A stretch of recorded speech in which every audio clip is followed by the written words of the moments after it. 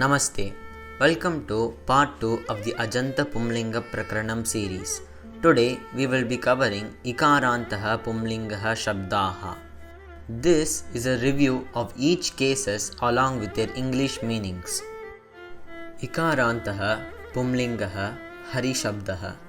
Harihi Hari Harayaha. Harim Hari Hareen. Harina Haribhyam Haribihi. हरये हरिभ्यां हरिभ्यः हरेः हरिभ्यां हरिभ्यः हरेः हर्योः हरीणां हरौ हर्योः हरिषु हे हरे हे हरि हे हरयः। इकारान्तः पुंलिङ्गः रविशब्दः।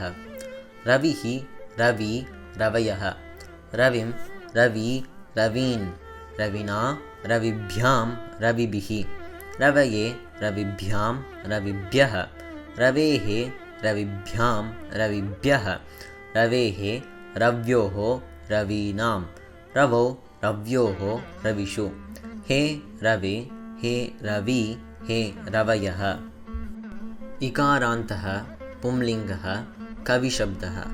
कविः कवि कवयः कविं कवि कवीन् कविना कविभ्यां कविभिः कवये कविभ्यां कविभ्यः कवेः कविभ्यां कविभ्यः कवेः कव्योः कवीनां कवौ कव्योः कविषु हे कवे हे कवि हे कवयः। इकारान्तः पुंलिङ्गः मुनिशब्दः। मुनिः मुनि मुनयः मुनिं मुनि मुनीन् मुनिना मुनिभ्यां मुनिभिः मुनये मुनिभ्यां मुनिभ्यः मुनेः मुनिभ्यां मुनिभ्यः मुनेः मुन्योः मुनीनां मुनौ मुन्योः मुनिषु हे मुने हे मुनि हे मुनयः। इकारान्तः पुंलिङ्गः विधिशब्दः। विधिः विधि विधयः विधिं विधि विधीन् विधिना विधिभ्यां विधिभिः विधये विधिभ्यां विधिभ्यः विधेः विधिभ्यां विधिभ्यः विधेः विद्योः विधीनां विधौ विद्योः विधिषु हे विधे हे विधि हे विधयः।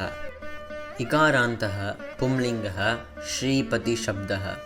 श्रीपतिः श्रीपति श्रीपतयः श्रीपतिं श्रीपति श्रीपतीन् श्रीपतिना श्रीपतिभ्यां श्रीपतिभिः श्रीपतये श्रीपतिभ्यां श्रीपतिभ्यः श्रीपतेः श्रीपतिभ्यां श्रीपतिभ्यः श्रीपतेः श्रीपत्योः श्रीपतीनां श्रीपतौ श्रीपत्योः श्रीपतिषु हे श्रीपते हे श्रीपति हे श्रीपतयः। This is a special case. इकारान्तः पुंलिङ्गः पतिशब्दः।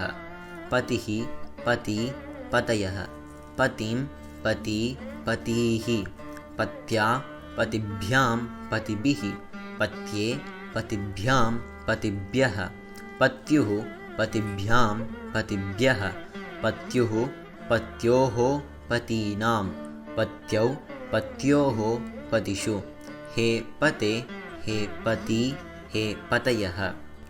This too is a special case. इकारान्तः पुंलिङ्गः सखी शब्दः। सखा सखायौ सखायः सखायं सखायौ सखीन् सख्या सखिभ्यां सखिभिः सख्ये सखिभ्यां सखिभ्यः सख्युः सखिभ्यां सखिभ्यः सख्युः सख्योः सखीनां सख्यौ सख्योः सखिषु हे सखे हे सखायौ हे सखायः। This is a list of the words we have learned today. Harihi means Lord Vishnu, Ravihi means the sun, Kavihi poet, Munihi sage, Vidhihi fate, Shripatihi Lord Vishnu, Patihi master or husband, Sakhi which means a friend. धन्यवादः.